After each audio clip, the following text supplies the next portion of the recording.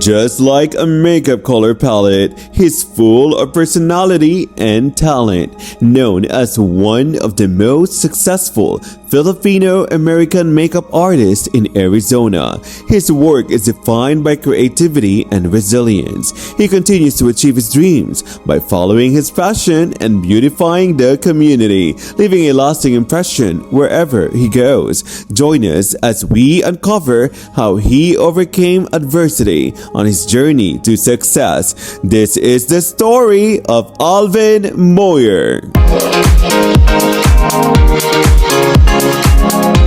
This is John Saavedra and you're watching The Unlimited. When it comes to fashion, wedding, anniversary, or any types of gala, we only call one makeup artist, and that's Mr. Alvin Moyer. And he's next to me right now. Hey, Alvin. Hello, John. Kamusta? Mabuti. How are you? I'm good. Thank you for inviting me. Of course, finally natuloy na itong interview natin, di ba? Tagal na nito. Oo. I'm sure, Alvin, everyone wants to know about you because we know you as a makeup artist. Pero what we want to highlight in this platform is to get to know who is Alvin Moyer dahil sikat ka na sa Arizona. Di ba? Pag sinabi makeup, pag sinabi Alvin Moyer yan. Talagang iba. Yes, thank you. I try. Yes. I try really hard. You know. Bakit ang galing-galing mo pagdating sa makeup? This episode is brought to you by Skinwell, because you're beautiful and you deserve it. Don't forget to visit Skinwell's website and enjoy their Valentine's promotion. Proxima Outsourced Philippines Incorporation. When I was young, Yeah. you know, I watched the Mutya ng Balanga. And then, Ikaw ang reigning queen ng mutya ng Hindi. balang. Akala ko ikaw. Paano yun? nanonood lang ako sa labas. Okay. Sabi ko, balang araw magme-makeup din ako dyan. And then the next year, nangyari, nag-makeup ako. And then, nanalo ang minikapan ko na title ng Mutya ng Balanga. That's when you gain interest. Yes. To do a lot of makeup and everything. Pero simulan natin sa umpisa, Alvin. Siyempre, we wanna know about you, di ba? Bago sa makeup, who is Alvin Moyer? Bata pa lang, sino si Alvin? Si Alvin Moyer ang pinakamalanding bakla sa Pilar. Oh my God. Bakit malandi? Super flamboyant when I was young. As in talagang walang keme, walang kinakatakutan. Talagang super bigay na bigay, baklang bakla. You grew up in the, 80s ba ito? 90s? Like 90s. 90s? Kabataan mo ng 90s? 80s nung bata and then nung teenager 90s na. Teenager nung 90s. Kasi nung panahon na yon hindi pa ganun ka-open, di ba? Let's be Hindi honest. pa. When you're gay in the 90s, para talagang tumpukan ka ng mga bullying, tukso. Na-experience mo ba yun? Oo. Hindi naman. Hindi na. Palaban ka kasi. Oo. High school pa lang ako. Kahit na yung kilay ko one line. Uso pa naman si Christina Aguilera noon. Oo. Ayun. So tumataas-taas na kapag inaano ka ng Kaya mga nga. kalaro mo noon. Mataray nung high school. Pero nung kabataan mo, ano yung mga challenges mo being, kasi bata pa lang, alam mo, open ka na gay? Super open. Yung nanay ko alam na lahat, tsaka yung tatay ko, wala silang pakialam. Yeah. Noon, hindi pa talaga masyadong open. Kaya, Hindi pinag-uusapan, di ba? Oo. Ang bakla lang laging tagagupit, ganyan, parlor. Palalista, ganyan. So, ayun. Naka-spaghetti strap, Oo, kita nakabakya. puson. Oo, di ba? Oo. Tapos, nag-start na ako magpahaba ng buhok. Ay, nagpahaba ka because you wanted to look like a girl? Or? Oo. Gusto ko talaga maging babae.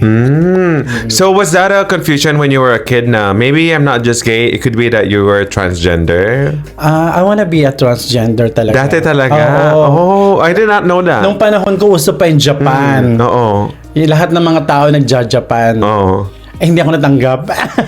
Gusto mo talaga mag-Japan na girl, Oo, ganon? girl na girl talaga. Oh, bakit hindi natuloy? I'm wondering, bakit hindi natuloy yung pag-transition mo? Hindi kasi ako kagandahan ng bata ako. Ayun. Kasi noon, ang mga kinukuha Kamukha mo kaya si Rufa May. Rufa May Ang Quinto. kinukuha na puro parang babaihan, mga maputi. Yan. Ang itim ko nung araw. Nung dati. Pero ngayon, ano nangyari? Bakit pumuti ka? Nagluta. Yun. May issue ba with acceptance? Wala naman. Yung kuya ko lang. Pinipilit niya maging lalaki ako pero hindi naman natupad. Pinagbabasketball niya ako, ganyan. Yan. Pinagboboxing niya ako. Oo. Pero wala naman nangyari. Kasi nowadays, pag pag gay ka, alam ng mga tao na ngayon mas open na tayo na there's different kinds. Hindi lang yung gay na parang yung sinabi mo nung 90s na mga kabaklaan sa parlor ganon. Now kasi hindi mo na malaman, 'di ba? Oo, ngayon. Kasi may mga straight acting, mga professionals, Ay, oo. may mga Noon wala pang gano'n. ang hirap na parang yung iba talaga maton na maton, Oo. bodybuilders, lalaki. Anong masasabi mo sa evolvement ng mga gay ngayon? Kung saan sila masaya. Okay. Back then, you're saying that you wanted to be a transgender. Oo. Pero ngayon, hindi natuloy yun. Pero do you feel that you're still a woman inside? Konti na lang ngayon. Paano mo i-differentiate yun? Kasi ako, I'm confused. Anong pinagkaiba ng pagiging transgender sa gay? Kasi before talaga feeling ko babae rin talaga ako noon. Talagang mahaba buhok ko. Tapos lagi ako damit na masikip. Naka-tube, gano'n? Oo, hindi tube, yung masikip lang. Ang Masikip? Parang suman look? Oo. Ang tawag nga sa akin si Winnie the Pooh. Bakit ba dito Kasi po? body fit. Naka-body fit. Naka-body ako fit. palagi. Pia Moran ang Oo. style. Tapos litawan tiyan, tapos ang laki ng tiyan ko. Pero di ka naman nag-miss gay, gano'n? Okay, lagi ako nagmi-miss gay. Talaga? Oh. Meron nga akong isang Miss Gay na sinalihan. 12 lang ang sumali, may top 10. Oh, nakasali ka dyan? Hindi. Bakit naman? Sa dalawa. Oh. Tinawag ang top 10. Yung kaming dalawa lang natira ng kaibigan ko. Bakit top 10? 12 lang kayo? Oo, Tapos may 12. Hindi na ako sumali mula noon. 12 lang? Isa ka sa dalawa na hindi nakapasok? Oo, dalawa kami. Anong na-feel mo nun? Di ako makaalakad. Di ako makaalis sa kinakatayuan ko. Oo. Hiyang-hiya ako. Hoy, sino yung organizer nun? Bakit ganun? Oo, yan naman? sa Balot Pilar yun, grabe. Sana top 5 na lang, no? Para Kaya marami nga, yung hindi diba, nakapasok. no? Kaya ngayon pag may pageant, pag trauma ka, Oo, ganyan. sabi ko, ganito na lang dapat ang kunin nyo, hindi lang para, Oo. kasi hanggang ngayon hindi ko makalimutan. Buti na lang, hindi kayo 11. Kung 11 kayo, tapos Ako- ikaw... Paano yun? Kaya nga, mas nakakahiya naman siguro yung lalo. Just, Oh my gosh. So, the fact na you were confident, I think na kayanan mo lahat yun. Kahit hindi ka Kaya- nakapasok sa top 12. Kasi palaban ka naman nun. Sabi siguro ng organizer, hayaan nyo na yan, palaban naman niya, mataray pa. Oh. Baka ganun. Mula nun din talaga ako sumali. Di ka na Nanonood sumali. na lang ako. Suporta na lang sa mga sumasali. Yes, ang kulay ng buhay ni Alvin Moyer Tell us about your, I don't know, how you gain interest being a makeup artist. Besides yung nanalo sa mutya ng, ano ba yun? Mutya ng Balanga. After no, nag-aral ka na ba maging makeup artist? Hindi pa. Nag-start talaga ako sa pamangking ko. Minimake-upan ko siya kasi sa Santa Cruzan siya. Oh. Tapos sabi nung kapatid ko may talent daw ako sa pagme-makeup. So, ayun. Santa Cruzan. Santa Cruzan hanggang... Oo. Pero now we know you as a professional artist, hindi lang sa mga pageant Santa Cruzan eh. Lahat tinatawagan ka eh. Paano naging naging yung evolvement nung profession mo? Gustong-gusto ko siya, naging passion ko talaga siya. Kasi talagang kahit hindi ko napapaganda yung sarili ko, yung gustong-gusto kong magpaganda ng iba. Yes. Alvin was actually a makeup artist from the past concert that we had in Arizona that I hosted as well. Na na-makeupan mo rin ako di ba? Sa, I think, Ariel Rivera, yung mga past concert. Sino na yung mga artista na nahawakan mo? Si dami. Rufa May yan. Quinto. Mabait si Ai Diba? Ai. I hosted Rachel Alejandro. Yes. You were also Saka si the makeup artist, Geneva Cruz. Kula Desma, Shasha Padilla. Diba? Yung mga, ang dami pa maalala ko yung mga, alam ko a lot of the events, ikaw parati yung makeup artist kapag ako yung host. Diba? So ano yung pinaka pet peeve mo as a makeup artist? Yung ayaw na ayaw mo? Yung ayaw na ayaw ko mag-makeup ng kasal dito. Bakit? Kasi akala ko ang makeup napakadali lang. Pero nung nag-makeup ako sa mga puti, hindi pala ganun kadali. As in, talagang kailangan makikinig ka. Yeah. Kailangan papakinggan mo sila. Kasi hindi porket magaling ka na alam mo na ginagawa mo. Yung parang, yung masusunod ikaw, pero hindi, end of the day, masusunod pa rin talaga yung kliyente. Yes, kasi meron kang sariling style as a Oo. makeup artist. Pero meron din mga preference yung mga kliyente mo. Oo. What did you learn over the years as a makeup artist? Laging nag-i-evolve ang makeup. Kasi dati, hindi namang sa Pilipinas, iba yung technique ng pagme-makeup sa pagme-makeup dito.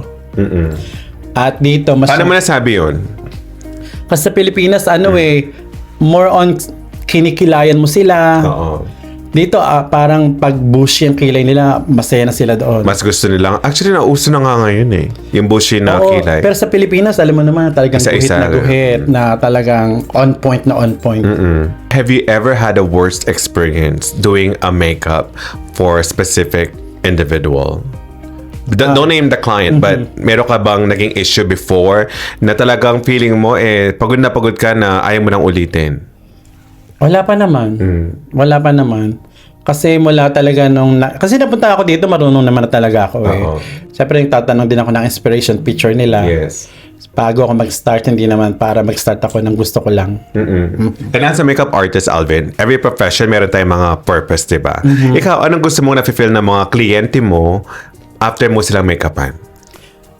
Yung gustong-gusto ko yung feel na feel nila pagkatapos ng makeup, yung sobrang masaya sila tapos bumabalik. Yung ayaw ng burahin. Oo.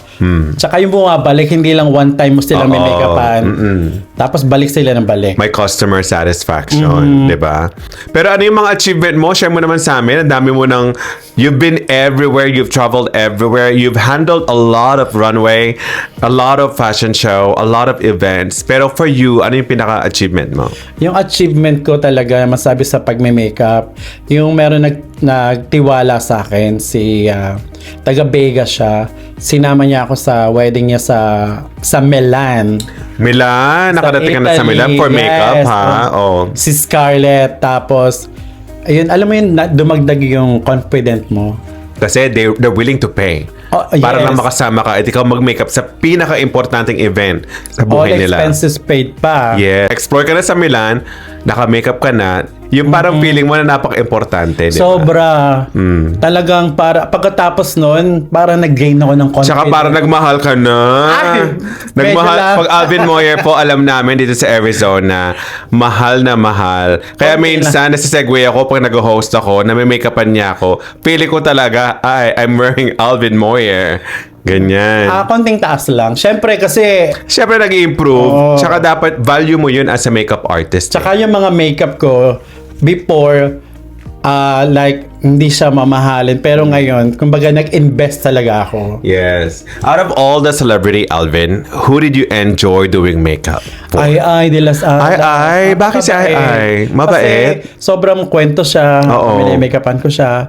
Siguro dahil may pinagdaraanan siya. Ay, kasi 'di ba kailan lang yung concert ni Miss Idols Alice, if you're watching. Kailan lang yung concert niya, 'di ba? Parang few months ago. Yes. Tapos parang ang sarap niya kausap. Oo. Feel na feel niya. Yun yung gusto ko sa mga comedian eh. 'Di ba, ang dami niya pinagdadaanan. But when we watch her concert, parang wala lang. Kaya nga. Ikaw, as a makeup artist, kapag may mga heartaches ka, nalalabas mo ba yun minsan na naapektuhan ba yung trabaho mo? Hindi naman. Basta, Mas ginagalingan mo? alam mo minsan, pag kunwari kahit masakit yung ulo ko, Oo. tapos mag-start na ako mag-makeup, nawawala na yun. Hindi mo naman sinasabunutan yung mga Hindi. nawawala na yun kasi may napapasaya ka after. I think yun yung purpose. Ang saya. Diba? Kahit nga natutulog ako, nananaginip ako, nagme-makeup ako. Talaga? Obsessed talaga ako sa makeup. Pero ikaw sa sarili mo, everyday naka-makeup ka rin? Ay, hindi ako Hindi naman.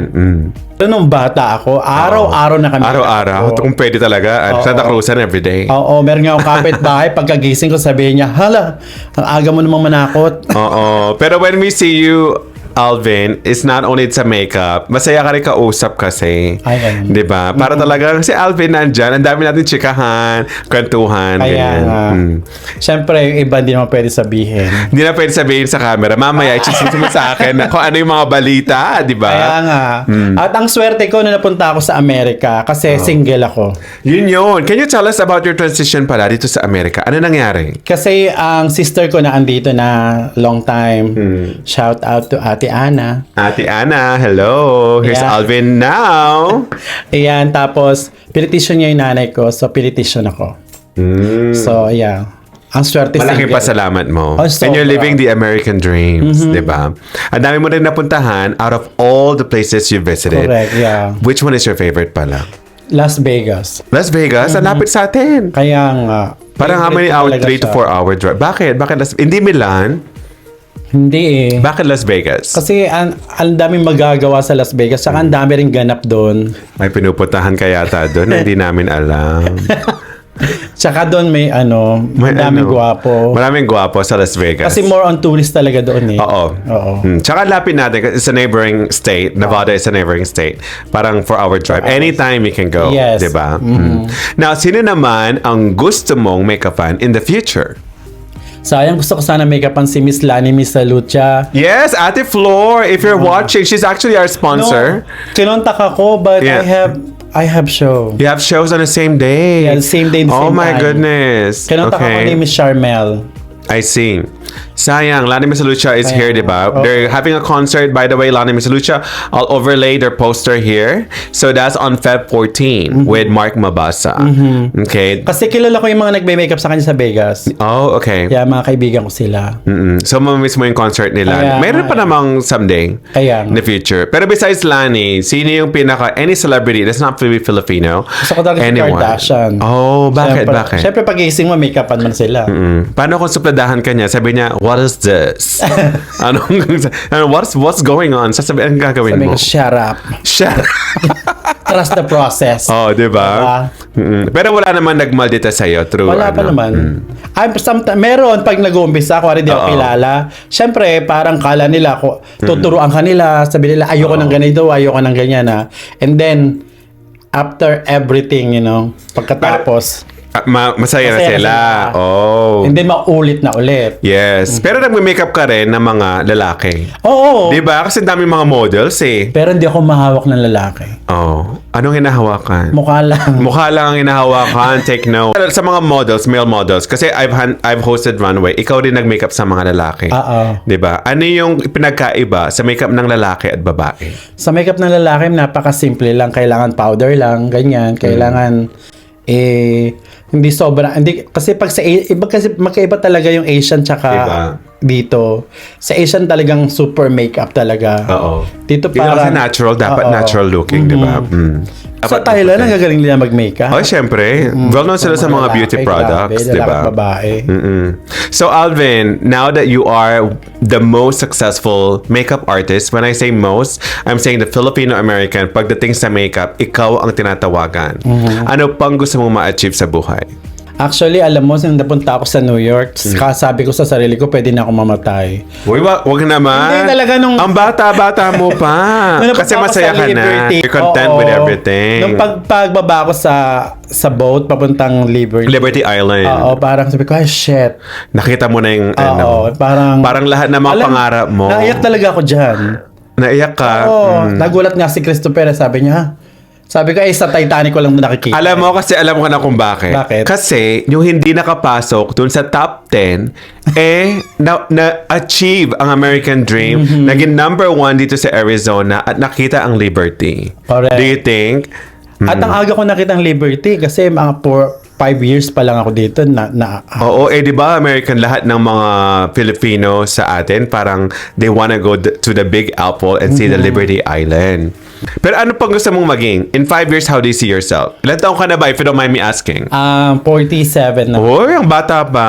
Bakit hindi kuya ang tawag ko sa'yo? Dapat pala ate. Kaya ate dapat. Oh. O ate, anong gusto mong ma-achieve? Hindi kasi younger yung ano mo eh. Napaka-young looking ni Alvin. Kaya Alvin lang ang tawag. O anong gusto mong ma-achieve, Alvin? Alam mo, sa totoo lang, di ko alam kung saan talaga ako dalhin. Kasi parang feeling ko, ang tanda ko nang dumating dito. Siguro kung medyo bata pa. Siguro mas marami pa. Sa edad mo, ang dami mo na na-achieve. You've been through a lot and you've achieved a lot. I don't think you're aware. Diba? Oo. Minsan kasi, even when you love what you're doing, even if you don't put a lot of effort and hard work, when you enjoy doing it every day, you don't realize, ang layo-layo na nang narating mo. Ay, ito. Do you agree? Siguro. Ang daming mga achievement ni Alvin. Diba? Humble lang siya. Pero Alvin, what is something that we could learn from you as Alvin Moyer? How do you want to be remembered? Someday, kapag naalala ka, anong legacy ni Alvin? Si Alvin yan. Magaling yan. Magaling. Ano pa? Magaling makisama yan. Ayun. Pakikisama. Pakikitao. Namimiss ko nga yung best friend ko eh. Say hi. Baka Si nanonood. Christine Darren Leonor. Yes, go ahead. Say hi to your Kasi friends. isa siya sa malaking tulong sa akin dito. Kasi talagang, nung nag-i-invest ako ng mga makeup, tinulungan niya talaga akong, sponsor. Yes, sponsor Kristen Darrow, di ba? Baka pwede mag-sponsor The Unlimited Correct, John. John. Christine, if you're watching. Oh, Alvin, so gusto mo yun, matandaan ka sa pakikisama. Oo. I think you have it. I see you na you know how to speak to everyone. Kay social, kay hindi, kay Jologs, kay maganda, Oy, kay parang hindi. ikaw. Diba? Kay Chaka Bells. Magaling po makisama to. Kahit sino, kay sikat or what, talagang makikita mo siya. He'll talk to anyone and everyone. Yun talagang natatandaan ko kay Alvin Moyer. Yun. Thank So, you, Jack. anong kulay ng buhay mo? Dahil makulay ang makeup, diba? Anong kulay ang buhay ni Alvin? If one color, at bakit? Kulay red. Oh, bakit fire? Madugo talaga. Madugo pero... Pero masarap. Ay, bakit parang vampira? Bakit vampira? Siyempre, tsaka hindi ko rin sukat akalain makapag-asawa ako ng Amerikano. Oo nga. Which is Christopher. Later on, we'll have an episode with Christopher. Correct, yeah. So, madugo, makulay red. Kasi alam mo, red is Tsaka fierce. palaban. Palaban. Yes. Hindi mag-give up. Oo. Resilient. Correct, yeah. Diba? So, lahat ng kaibigan mo, lahat ng tumulong sa'yo, lahat naging client mo, go ahead and say anything. Thank you to them. Thank you talaga sa lahat na nagtiwala, lalo na mga sa Filipino community, yung mga client ko na hanggang ngayon, mula nung nag-umpisa ako, nagpapamakeup pa rin sila hanggang ngayon, nakakatuwa. Ang dami. Talagang kilala sila dito sa Arizona. You wanna mention their names? Or? Si Atileti Ragindin. Si Mylene Maestrado. Yun, Mylene Maestrado. Baka pwede mag-sponsor. Oh, sino pa? Si Eugene. Of course, si Riz. Riz. Yan. Si Riz. Si Riz, sponsor ako lagi niyan. Yes. Oh. Talagang Fantabulous events, Oo. right? lagi niya rin kasi ako ni-sponsoran, so sponsor din. Yes. She decorated my birthday. Yes. Oh, sino pa? Si Ate Sharon, my God! Yes, Ate Sharon. Lagi nagpapa-makeup sa akin si Ate Sharon, Yun. Paisan. Oh. Parang lahat naman dito sa Arizona, Oo. di ba? Oo. Parang hindi tayo matatapos pag inlista natin yung mga pangalan ng na make-upan mo. Totoo Na. yan. Well, thank you, Alvin, Thank for you, your sir. time. You remind me of a makeup palette full of colors. You're truly unlimited, not only with your passion through makeup, but everything that you've been through. You're willing to explore a lot of things. You're so humble that you get to be approachable and you get to speak to everyone and listen to anyone. And just be yourself. Thank Kaya ka unlimited. And that's why you're my episode 26. Thank you so much. Thank you, John. Thank you. Guys, thank you so much. And You want to invite everyone? You have Yeah. an event coming up. Go ahead. yeah, we have a show coming up on February 13 and 14 at the Rose Banquet Hall. Sa birthday, yung pinaganapan ng Yes, birthday ni yes. John. So we have a Valentine passion show. Yung 13 namin para yun sa mga bagets, mga bata. Yung 14 para yun sa mga adults. Kasi we have lingerie, we have bikini. So yeah, and then culture. My partner is Yvette Mick. Yvette Meek, if you still need a host, baka naman. Yeah, baka naman, Diba? Yvette. You're right, Oh my God. yes. Thank you so looking forward to those fashion show and thank you so much for being my episode. Thank you guys for watching. Don't forget to follow Alvin as well. Yes. He's on Facebook and check the future events that he'll be handling, all the fashion show. And thank you, don't forget to visit my channel on Facebook and subscribe. Thank you for the continued support and thank you to my sponsor, Skinwell.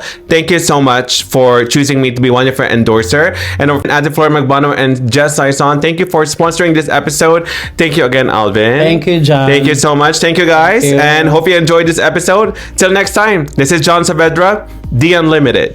Bye.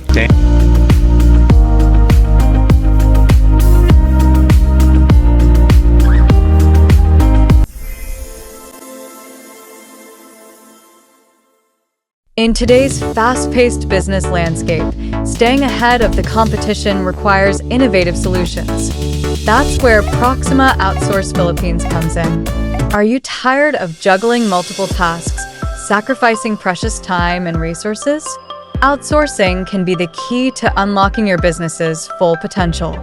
Our team of experts provides top-notch outsourcing services tailored to your business needs.